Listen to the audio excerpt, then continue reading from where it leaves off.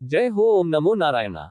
ओम नमो भगवते वासुदेवाय। जय श्री कृष्णा। राधे राधे। जय माता दी। हर हर महादेव। जय भोलेनाथ। जब जीवन में बहुत कष्ट मिलने लगता है, जब जीवन में हमें परेशानियां चारों तरफ से घेर लेती है, हमारे साथ में विपत्ति कुछ घटित हो जाती है, हम जीवन में कहीं किसी चीज में हंसने लगते हैं, परेशानियां हमें घेर लेती हैं, कष्ट हमें परेशान करते रहते हैं, हम अपने आप को फंसा हुआ महसूस करते हैं, तो हम भगवान की शरण में जाते हैं। बहुत सारे लोग ऐसे भी आपने देखे होंगे, उनके मुख से वैसे तो कभी भगवान का नाम नहीं निकलता होगा, लेकिन जब भी वह परेशान होते होंगे तो उन्हें भगवान याद आ जाती होगी।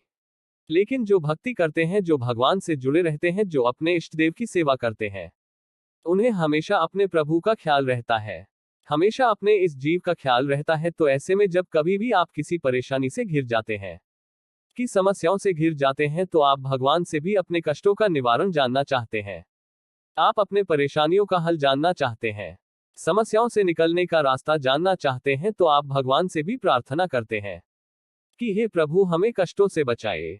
तो होता क्या है कि जब भी आप बहुत ज्यादा पूजा पाठ करते हैं और भगवान की बहुत ही भाव से सेवा करते हैं, देखिए सबसे बड़ी बात होती है कि सेवा जरूरी नहीं होती है कि आपके पास में 5 किलो लड्डू हुई हो या आप 100 किलो लड्डू ही हो, घी का दीपक की हो पोल और सारी चीजें उपलब्ध ही हो, तभी आप भगवान की सेवा कर सकते हैं।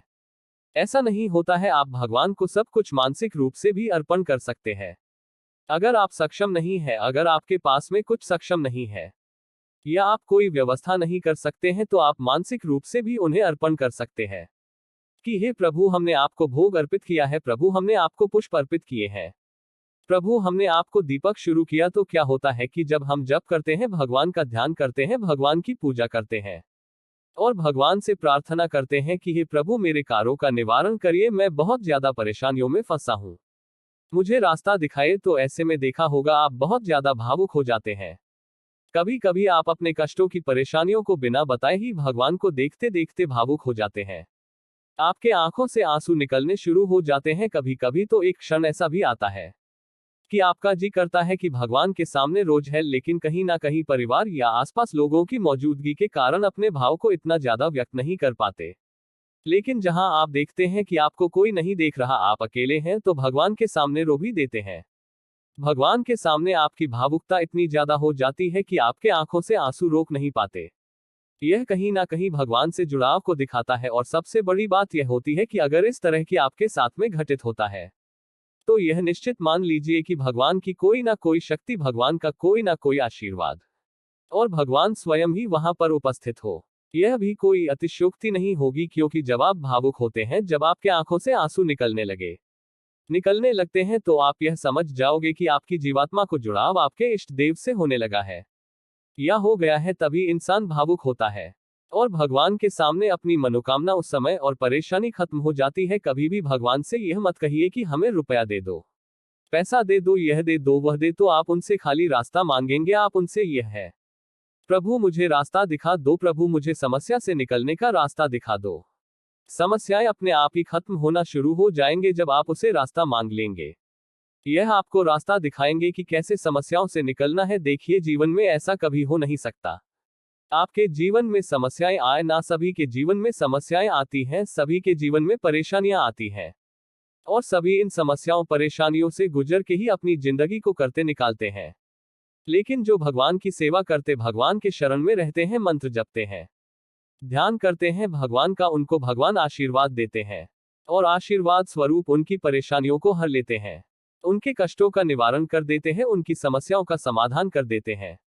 देखिए कभी कभी हो जाता है ऐसा कि हम अपने कष्टों का निवारण भगवान से नहीं पाते हैं, रास्ता नहीं हमको मिल पाता है, तो हम दोष देने लगते हैं कि भगवान हमारी सुन नहीं रहे हैं, भगवान हमारे लिए ऐसा नहीं किया, वो ऐसा नहीं कर रहे हैं।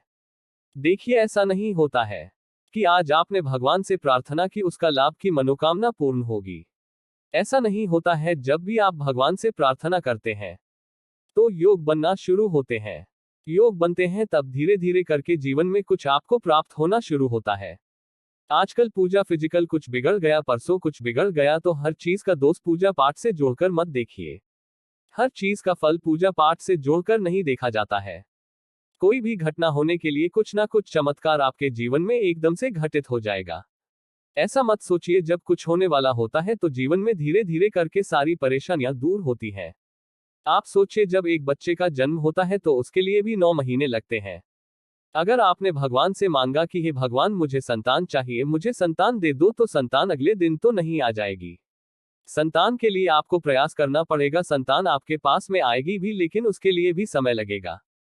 आप यह सोचो कि नहीं, हमने तो आज प्रार्थना की थी, हफ्ते भर में हमें संतान मिली नहीं, तो भगवान हमारी सुन नहीं रहे हैं। ऐसा नहीं होता है। तो जब भी आप भगवान के सामने हाथ जोड़ते हैं तो भगवान सुनते हैं और उसका फल अवश्य देते हैं। धन्यवाद।